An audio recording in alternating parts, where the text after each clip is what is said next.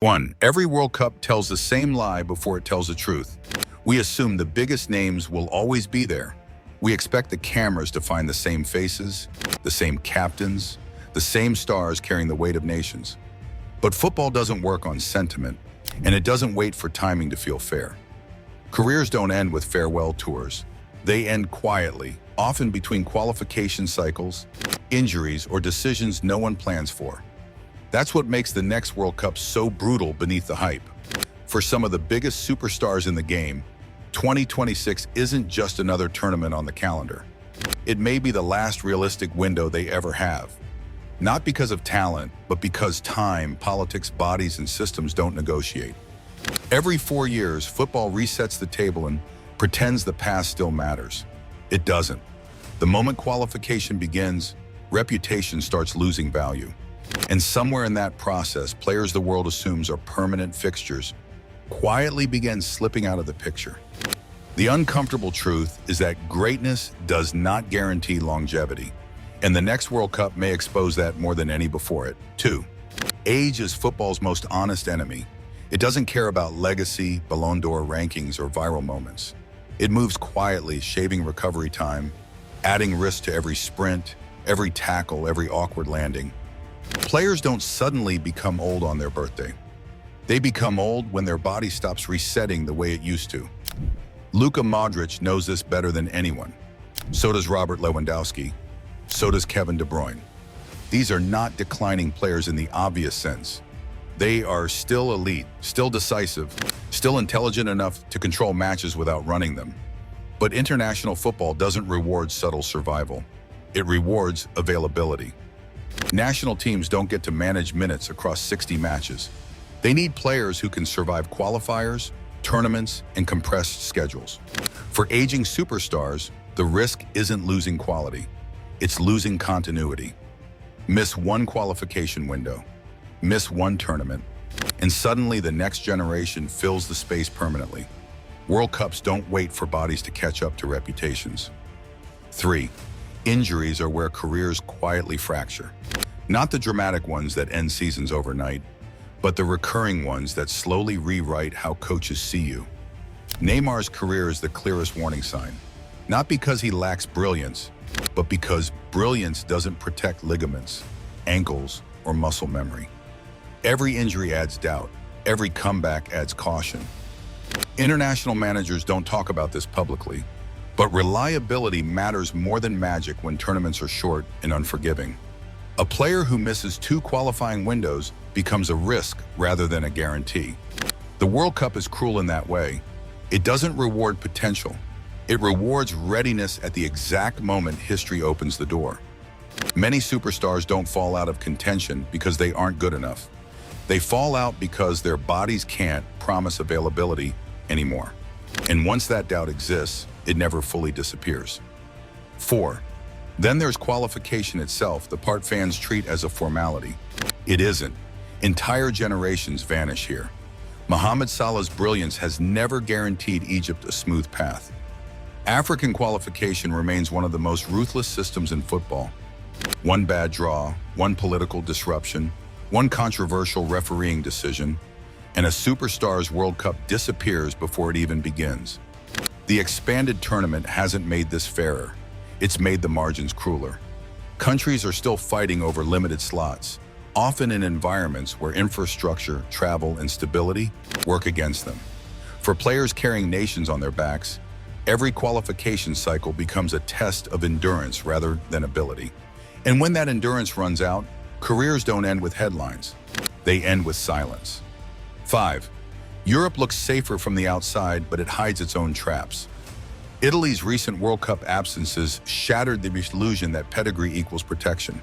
Players like Gianluigi Donnarumma may be world-class, but international success is collective, not individual. One tactical failure, one generational transition mistimed, and suddenly a superstar watches the World Cup from home.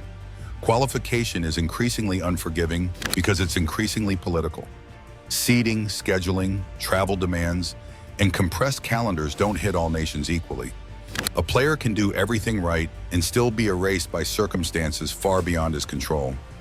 Football sells the idea that stars decide their destiny. Qualification quietly proves otherwise. 6. There's another factor fans rarely like to confront. National teams don't operate purely on sporting logic. They operate on cycles, politics, and internal agendas that often have nothing to do with who is still good enough. Once a federation decides it's time to transition, that decision usually comes before the decline is obvious. Coaches begin framing selections around building for the future. Media starts using language like phasing out or managing minutes. What looks like respect is often a quiet exit plan. For superstars, this is especially dangerous. Their presence becomes symbolic rather than tactical. They're expected to mentor, to lead, to stabilize, but not necessarily to be central anymore. And once that shift happens, it's almost impossible to reverse. International football doesn't reward patience. If a younger option performs decently, the temptation to commit fully becomes overwhelming.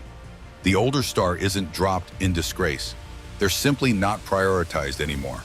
And by the time the next World Cup cycle arrives, the conversation has already moved on without them. 7. The expanded World Cup creates another illusion, that there will be more room for legends to hang on. In reality, it does the opposite. More matches mean more physical strain. More games compress recovery windows. More exposure increases criticism. A bad group stage performance now reaches a global audience instantly, dissected in real time across platforms. For aging superstars, this environment is unforgiving. They're judged against their own prime, not against the average level of the tournament. One misstep becomes evidence of decline. One quiet game becomes proof it's time to move on. Younger players, meanwhile, are allowed inconsistency because they represent potential. That asymmetry matters. It shifts selection logic. Coaches begin choosing ceiling over certainty. And once a federation commits to that direction, the veteran becomes expendable. Expanded tournaments don't extend careers. They accelerate turnover because the margin for error becomes smaller, not larger. 8.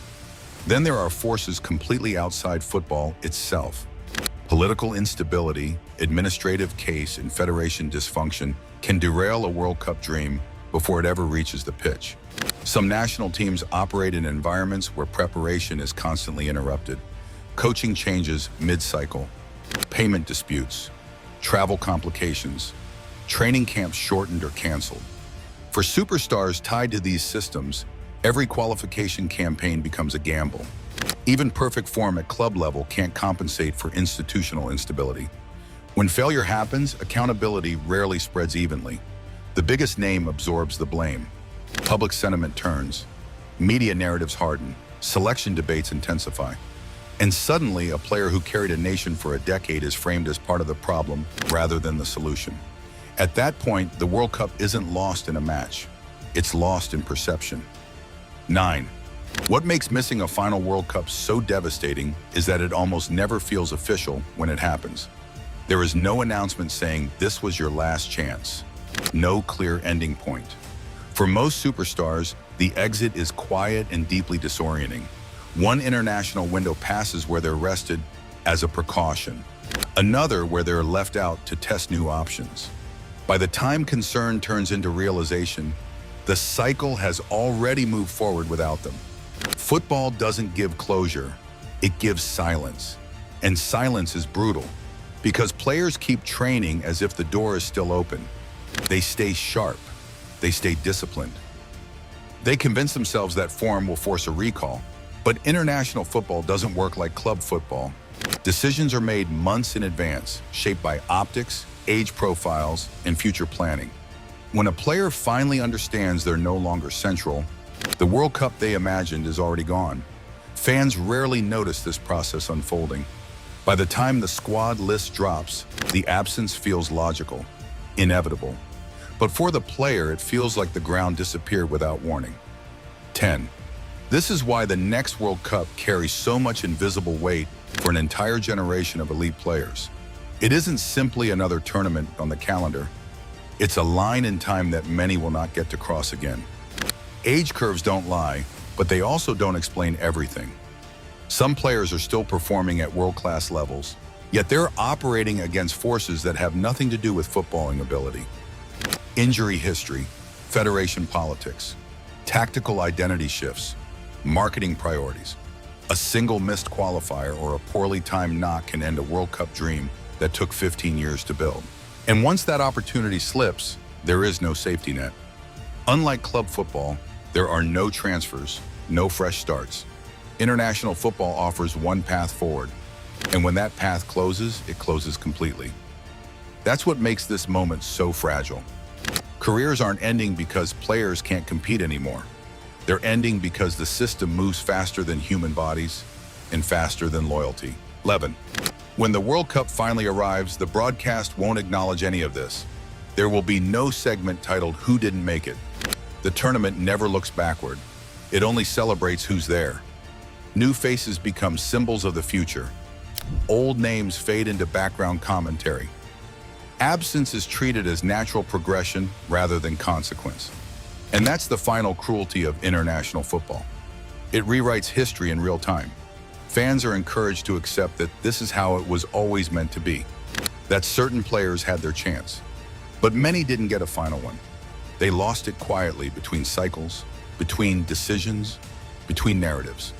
And once the first ball is kicked, those stories are sealed away.